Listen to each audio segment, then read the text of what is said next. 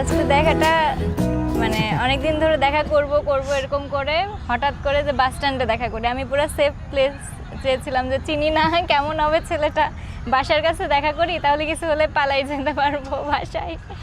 তারপরে যখন গেলাম যে দেখি একটা ছেলে চুপচাপ দাঁড়ায় আছে, পেছন থেকে তো বুঝতে পারছি যে এটাই হবে।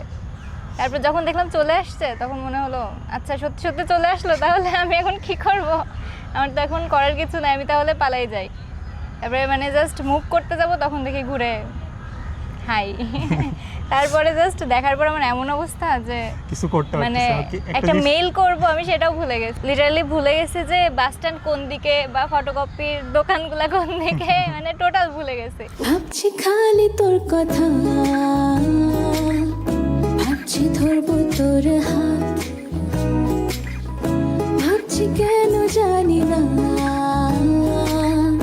ভাবতে ভাবতে দিন রাত, ওই কথাগুলো হেসে হেসে বলি তোকে ভালোবেসে, দিন শেষে নেই কোনো জবাব, লুকিয়ে তোর ওই দেখাগুলো খামখেয়ালি ভাবনা চলো, মিষ্টি একটা প্রেম প্রেম ভাব।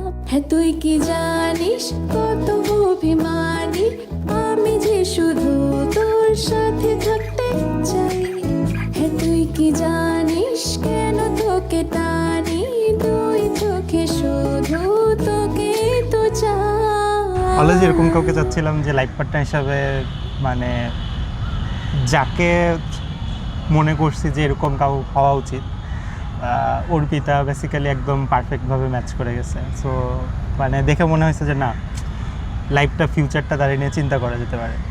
তো তারপর কথা বলতে বলতে ভালো লাগা, দেন আস্তে আস্তে একদিন জিজ্ঞাসা করছিলাম যে ভ্যালেন্টাইন্সের আগে যে উইল ইউ বি ভ্যালেন্টাইন, আমি কি বলছিলাম যে ভেবে জানবো। আমি জানি আমার অ্যান্সার, কিন্তু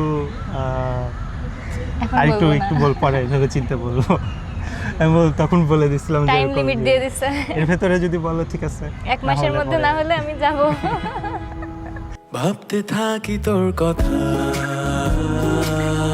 ধরতে চাই যে তোর হাত, কোলে মাথা রেখে তো কেটে যাক দিন রাত,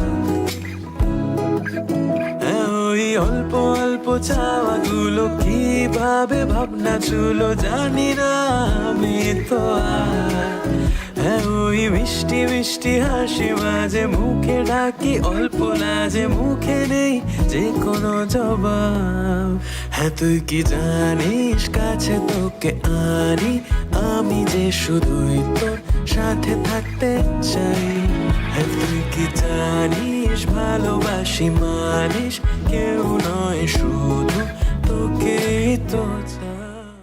মানে মাঝে একটা প্রবলেম হয়েছিল আমার, হঠাৎ একটু অসুস্থ হয়ে গেলাম, তো ওই টাইমে ডক্টর দেখালাম, হঠাৎ মানে এরকম একটা প্রবলেম যে মানে হাঁটতে পারছি না পায়ে এটা, তারপরে তো ডক্টর বলে অপারেশন ছাড়া কোনো ওয়ে নাই।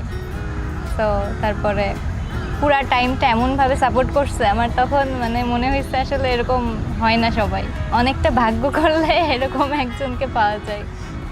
আমার লাইফটাই মানে one of the hardest moment ছিল যে ওকে যখন নিয়ে যাচ্ছে অপারেশন থিয়েটারে, আমার সামনে দিয়ে যাচ্ছে, সবাই আছে, আমি নর্মালি কাঁদি না বা এরকম বোঝাই না যে ইমোশনগুলো এরকম ওভারফ্লো হয় না, কিন্তু ওই টাইমটা মানে নিজেকে আগে বুঝাইছি যে ঠিক আছে এটা নর্মাল হয়ে যাবে, বাট যখন নিয়ে যাচ্ছে তখন তারপরে আর কন্ট্রোল করাটা খুবই টাফ ছিল।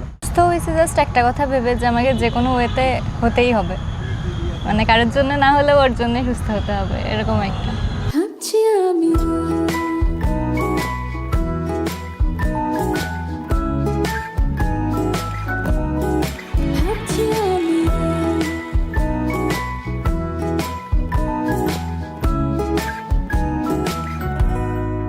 ফাইনালি এই বছরের ডিসেম্বর 5-এ হচ্ছে হ্যাপি এন্ডিং আমাদের গল্পের হ্যাপি এন্ডিং না, লাইক নিউ শুরু, নিউ জার্নি, নিউ লাইফ।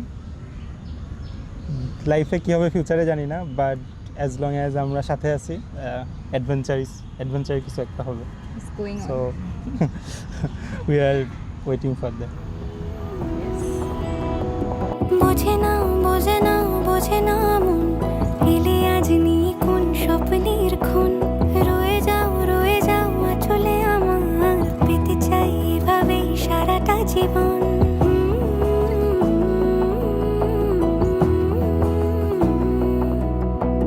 বোঝে না বোঝে না বোঝে না মন এলে আজ নিয়ে কোন স্বপ্নের খুন রয়ে যাও চলে আমার পেতে চাই এভাবেই সারাটা জীবন যদি বলো এনে দেব আমি ওই চাঁদের জোছনা পায়ে তোমার পা মেলাবো না বলে কখনো হারাবো না নেই মনে কেউই নেই তুমি ছাড়া হয় ও গো পরিণীতা সব বেনারসিতেই তোমাকে